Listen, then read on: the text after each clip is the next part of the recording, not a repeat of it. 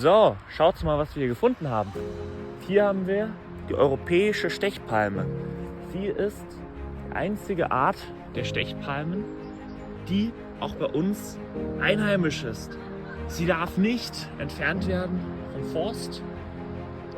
Ist relativ selten und ein ganz faszinierender Anblick in dieser kalten Jahreszeit. Wenn ihr mehr sehen wollt in Wald und Kräutern, dann kommst du mal mit auf eine Wildkräuterwanderung mit dem Wildschütz.